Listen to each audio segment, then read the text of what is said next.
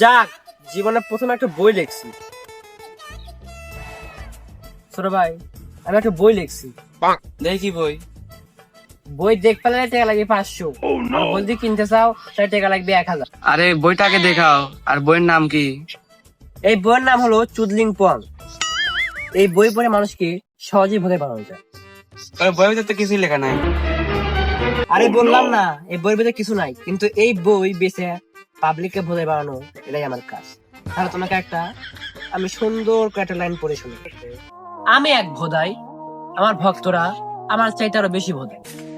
তাই এই বই বেচে আমি আমার ভোদাই ভক্তদের আরো বেশি বাড়াতে চাই। তোর বইয়ের আমি গুষ্টি কিলাই।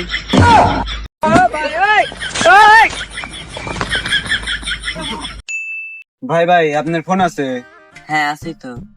থসাব বেলাল দেখেন ভিডিও আছে, সার্চ দিয়ে দেখেন তো। আমার তো ফোনই নাই। থরসাব বেলাল রাখে ডাক।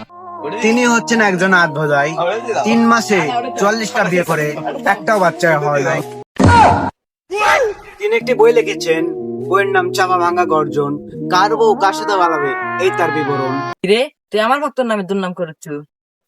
থাম থাম থাম, সে 3 মাসে 44 টাকা কামাই করে। অনুপ্রেরণার আর এক নাম থসাব বেলাল ভাই। তার মতন ভালো মানুষ এই দুনিয়াতে নাই। 44 লাখ টাকার মধ্যে 2 টাকা দিয়ে রাখছে 2টা চামচা।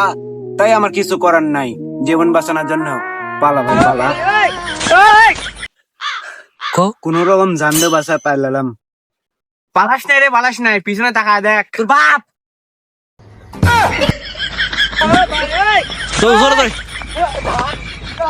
আমি কফি বেচে ভিডিও বানিয়েছি, 3 মাসে 44 লাখ টাকা ইনকাম করেছি।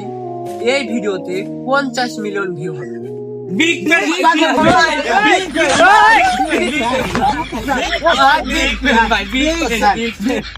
এখন আমি আমার এক ভক্তর কাছে এই গাছের পাতা বেচে দেবো।